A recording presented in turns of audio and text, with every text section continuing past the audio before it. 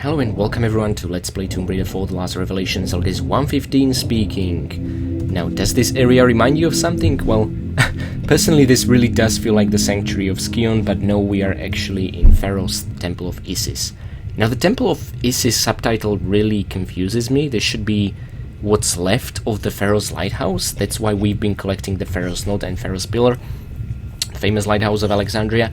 Now, if you by any chance, lack either of these, because it's possible to enter this straight from the coastal ruins as the first thing in order, you will need to reach the catacombs, to reach the Temple of Poseidon, to reach the Lost Library to get the Pharos Pillar, and from the Lost Library reach the Hall of Demetrius to get the Pharos Node.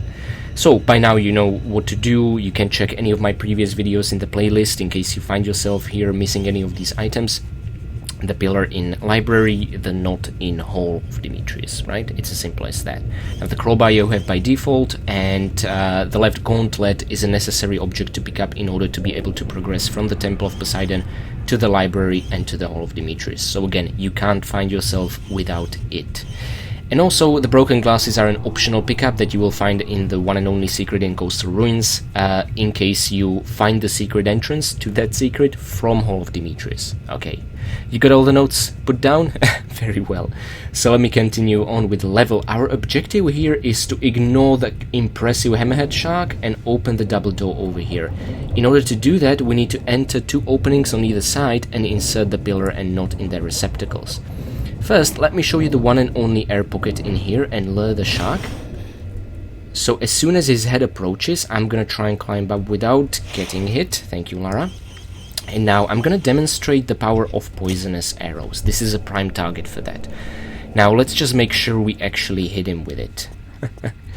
Okay, so let's use the manual aim. Ah, perfect. If you see a blood splatter, even if the bolt is stuck in air, that's fine. That means you've hit him. Now, I've explained this before, but basically what the poison arrows do is they do not kill your enemies. The poison status effect that they have is different from Lara's. Lara can die due to poison, enemies cannot. What it does, however, and from my testing with the hammerhead shark, it takes around 15 to 20 seconds, the same with the next enemy I'll use it on, until it brings down the enemy's HP to 1, to the smallest possible unit. And then all it takes is either, additional crossbow bolt, the normal one, or just a hit from the pistols to finish it off. Now, you know what? I'm gonna try and hit him with a normal crossbow bolt just to demonstrate this. Oh, damn it. Oh, we hit him! Whoa! Look at the hit detection, yeah? It took a while for the bolt to travel. But that's it. That's basically what the poison bolt does. All it took was one, and you can only poison enemies that are organic. How you can tell? Well, this is video game logic, not the real world logic, not common sense. But I find it that in Tomb Raider 4 so far, enemies that leave blood splatters if you hit them with the blood particle effects, those are eligible targets for poisoning. This also works on Von Croy's assassins, the blue or black and red ninjas. So that's how you do it. Now, of course, you can also lure the shark into the temple deeper and shoot at him, but I was never particularly successful with this. Now, there is also the crawl space, which I mostly left undiscovered, and the reason is, Lara, please light a flare, thank you very much, that this leads back into the coastal ruins. This is a slope, a very slippery slope, that you can use to backtrack, because the main entrance we used to get here was a strong current against which you cannot swim. You can already see the daylight and the beach. So that's pretty much it. We are mostly gonna ignore this because we don't need to go back to the coastal ruins. Oh, let's see the flare cascade. Oh, this is great. Yes, almost at the end.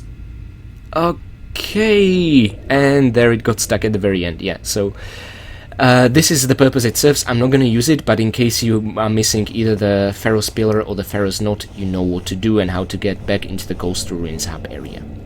So now, that's the shark taken care of, but don't worry, I will also demonstrate the poison arrows on additional enemy type, a very new one that we will encounter here. So first, one of these two openings to insert both key items into, otherwise completely devoid of any features. There it is. You can see by the shaping inside if the knot or the pillar goes here. No. Lara will of course automatically choose the correct one. You trying to choose the incorrect one will result in no. Now observe how the hieroglyphics around the receptacle change when you put in the Pharos pillar. suddenly the hieroglyphics texture swapped. And this makes me think that there are two object IDs. One is an empty receptacle for Pharos pillar, the other is a full receptacle with Pharos pillar. And simply these objects were instantaneously swapped, and this resulted in the minor difference in the hieroglyphics. So there you go, you know, my channel ruining your Tomb Raider games immersion since 2014. Okay. And the same thing will happen in the receptacle where we will insert the knot. Let's observe. There we go. Again, notice the bottom hieroglyphics, how they will shift as soon as the knot is in. Oh, it was the top ones this time. Ah, interesting. Okay, so there is some difference between the knot and the pillar. Okay.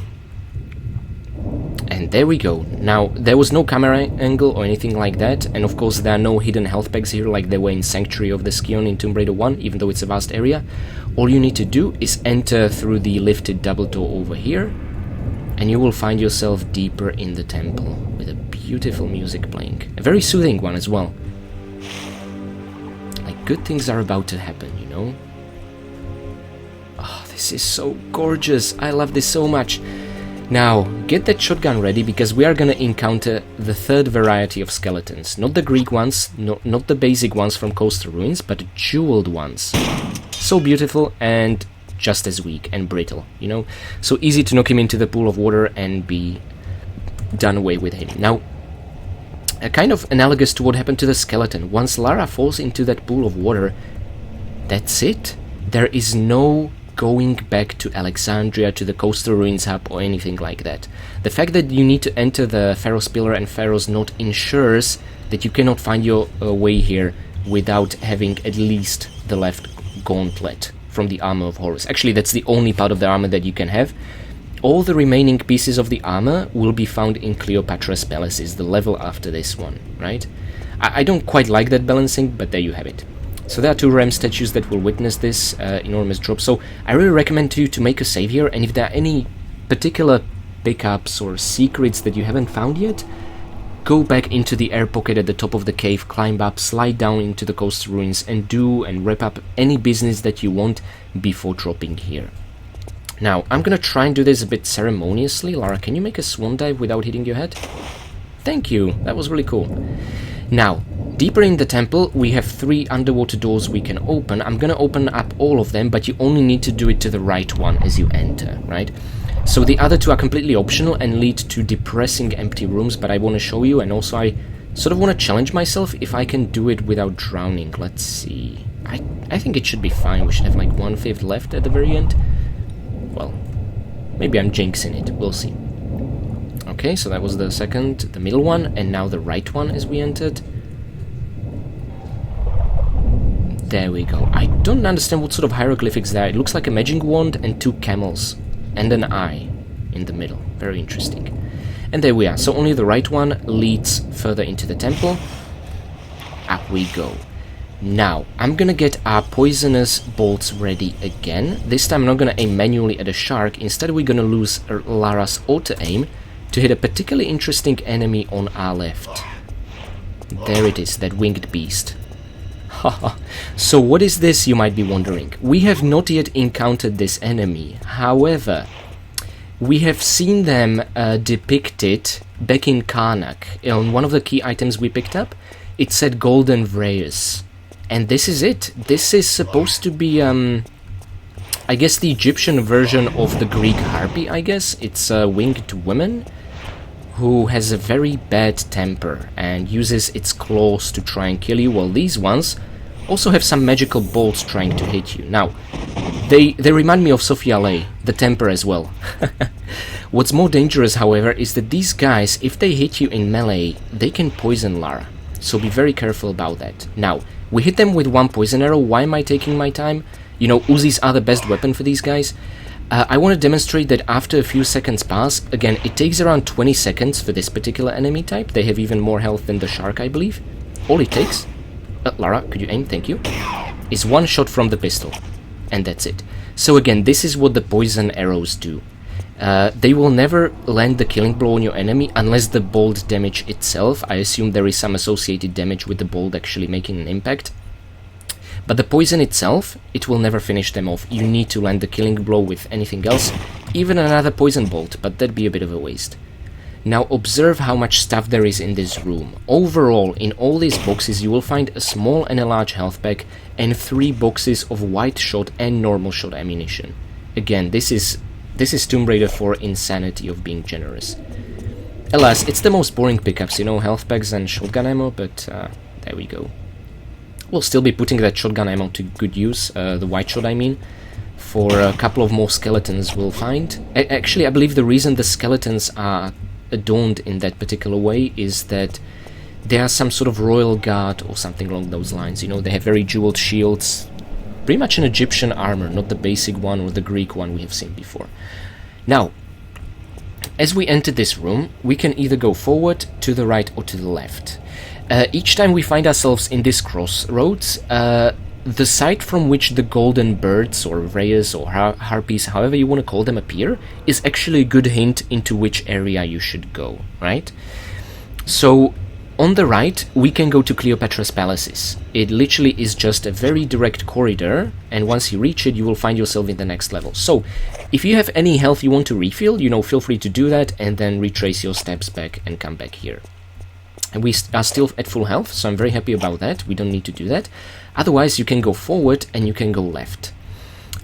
Forward in the central is a very interesting place where we will need to insert 4 keys. And on the left is a challenge room with some of the keys. So first, let's go to the left. And we will end up trapped. The door will close behind us. And this is also a particularly challenging area, which is why I want to get it over with first.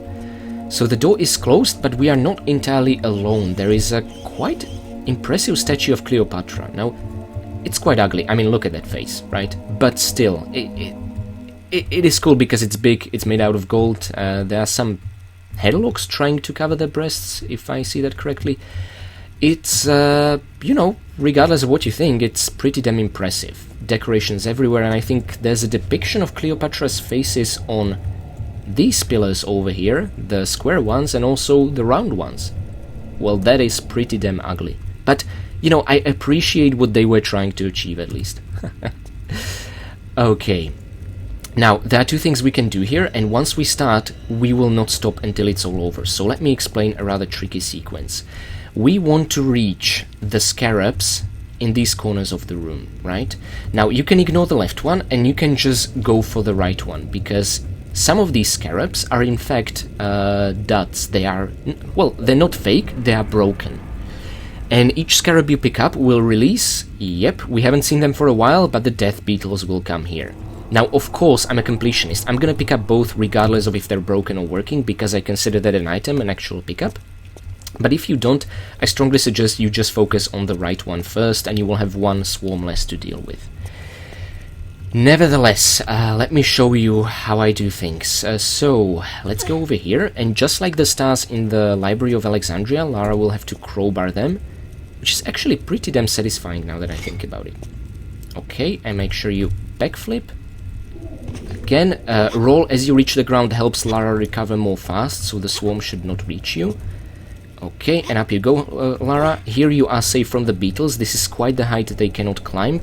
But as soon as you pick this up, you will get another swarm. But first of all, let's look at this. It says broken beetle.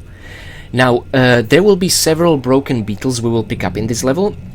Interesting thing to note here is that they do not stack in your inventory. Whether you picked up 1 or 3, it will always say broken beetle, as if you only have 1. The way they're broken is that they are hollow, right? So let us look at a functional beetle for a change. Okay, there it is. So this is a black beetle. It's a bit confusing because the B word is, you know, in front of the beetle, so broken beetle, black beetle, but this one is not hollow, it has the hieroglyphics on its side, so we know it works. Now, what we are after in this level, and also Cleopatra's Palaces, is finding 4 black beetles. The really cruel, confusing, and punishing thing, and again, coming to the sadistic nature of Tomb Raider 4, is that in this level, you will find only 3 black beetles, which makes any player playing the game for the first time think they missed something, whereas they did not, right? We'll find the 4th beetle in Cleopatra's palaces, and we will then retrace our steps back here just to insert all 4 black beetles into their receptacles. So this is really cruel design, but don't worry, you know, I'm here to guide you, make it easier, somewhat. Okay, now, what I'm doing is a series of well-practiced moves, I would like to think, to avoid taking any damage from the beetles. I love the innocent music that's playing, like this, you know, something mischievous is going on, even though we are facing the most terrifying foe of Tomb Raider 4. And now just run forward, Lara will fall with ideal distance, and make a backflip, and a jump, and a standing jump, and like this you should just avoid the beetles, okay? So this tactic works really well, and don't worry, by pressing both of these switches we are actually opening a trapdoor on the floor. And the best thing is we can lure the beetles into that trapdoor.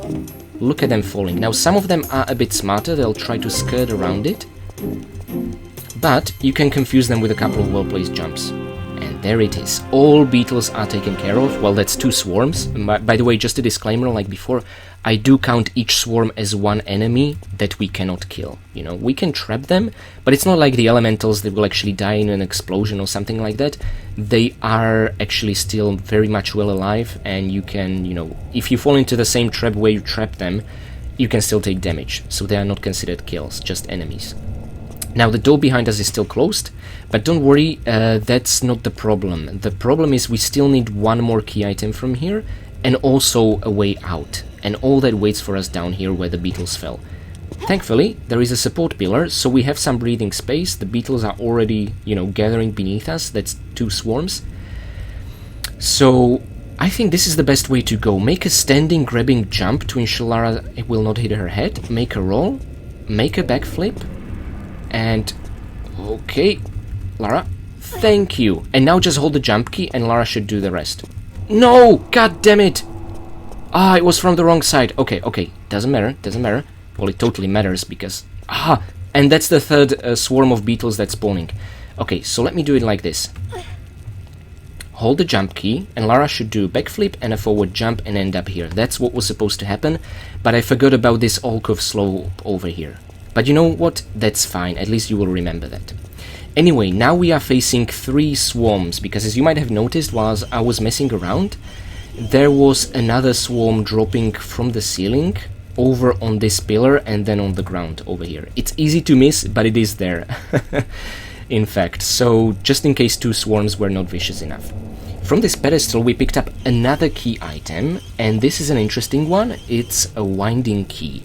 We need to find a very special and precious and easily breakable toy which will wind up to overcome a couple of traps in Cleopatra's palaces. That particular toy is in this level, but to get it we will need 3 black beetles, 1 from Cleopatra's palaces, so that's why there will be 1 backtrack back here.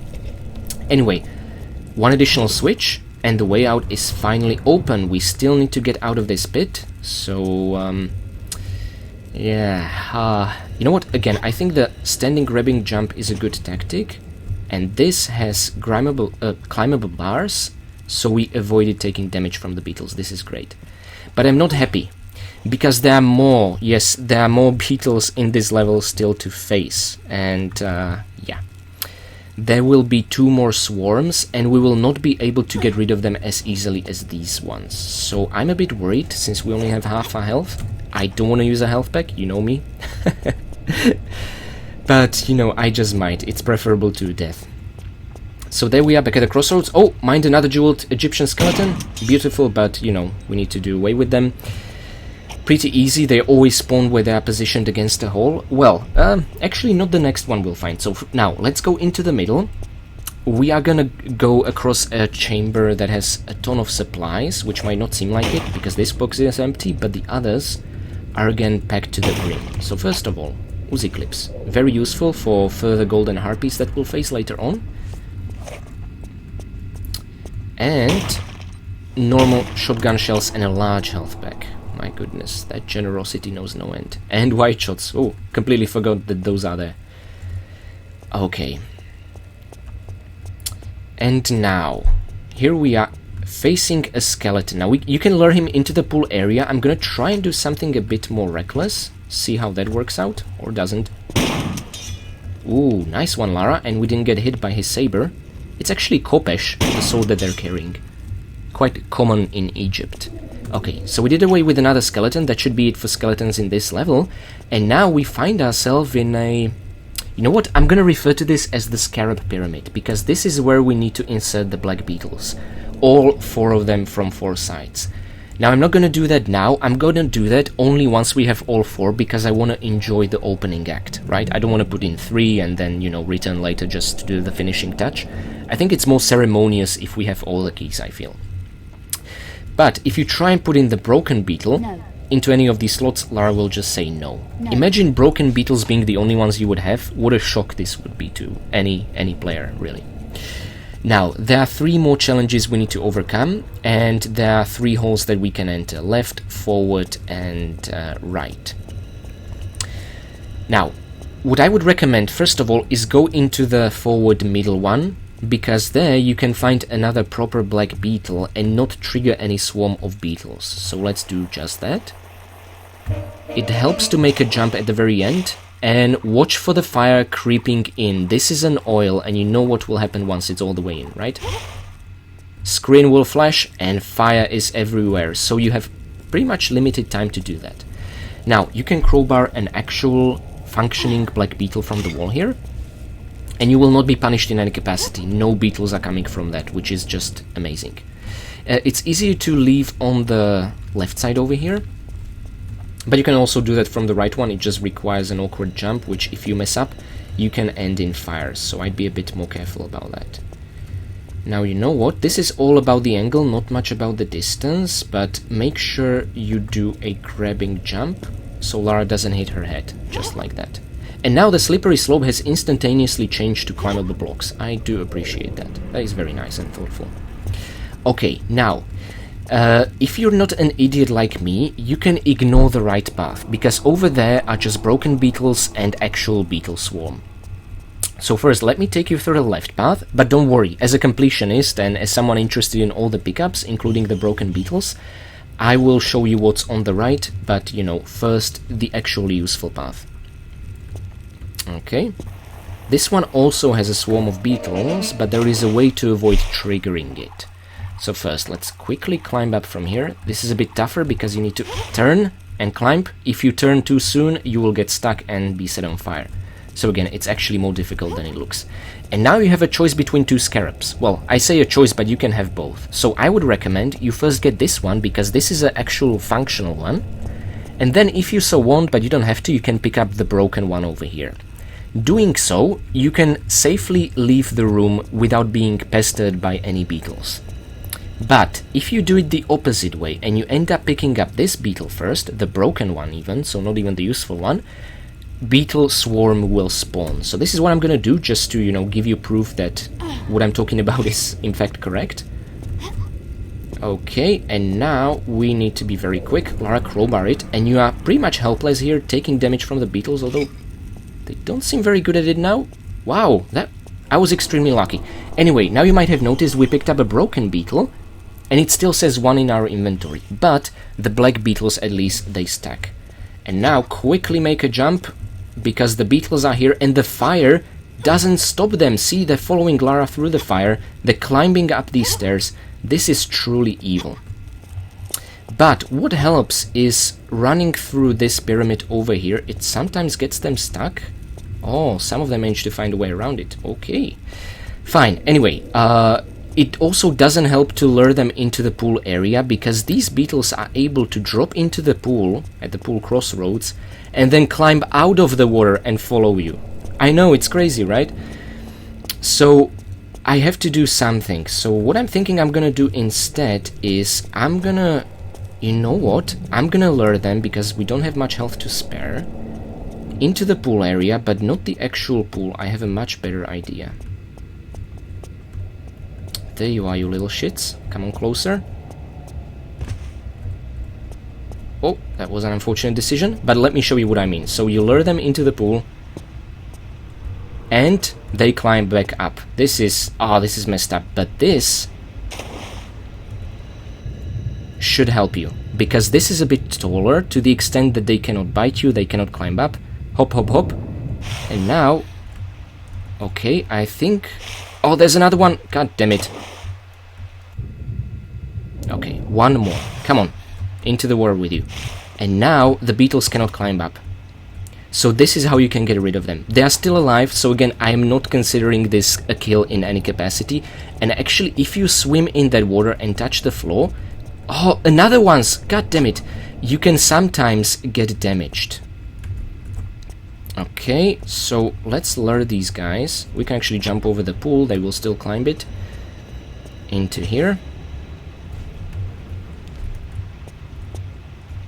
I can't tell if they're really stupid or actually really, really smart. Oh, no, no, no, don't touch them. Don't touch them, Lara. Okay. I think there should be more falling from there. No? Is that it? I hope so. Okay, we should be clear for now. Whew. Now, what you can also do is you can run to the right and enter Cleopatra's palaces, and the beetles will have... Oh, another one? You know what, screw you. I'm just gonna ignore you. And the beetles will have disappeared. Now, I'm not gonna do that because I'm following my own rule of not quitting the video so early. You know what? I'm not gonna waste any more time trying to avoid the remaining beetles from the swarm. Instead, I'm gonna show you what the right path is all about and try not to die. So again, this is purely optional because all it contains is a broken beetle, which you don't need to have. If you care about all the pickups, you might be tempted to get it, but, you know, it doesn't even stack in the inventory or anything, but... You know, let me do it so you don't have to. What an altruistic behavior, I know. Okay, now this is not much time to climb up, taking so much damage, but as you can see, another broken beetle and another swarm. Okay. This looks taller than the normal ones. Oh no, they can still climb up. God damn it. How are they so deadly? This is insane. Anyway, we've wrapped up everything there is for this chamber, so we can pretty much leave. By now, you should have 3 black beetles, that's all that matters. We also found 3 broken beetles, but the inventory does not reflect this in any capacity. So, instead... Are they following us? No? Wait, where are they? Well, good, they disappeared. I'm not gonna even try and justify that with any sense of logic. I'm just glad they're gone, really. Okay, so that's it.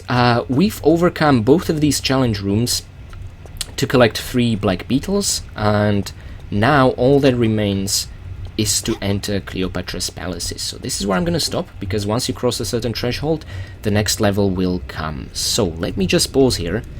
So we have found 19 out of 20 items. The final 20th item is something we will receive once we'll open up that Scarab pyramid. As I promised, I will do it ceremoniously.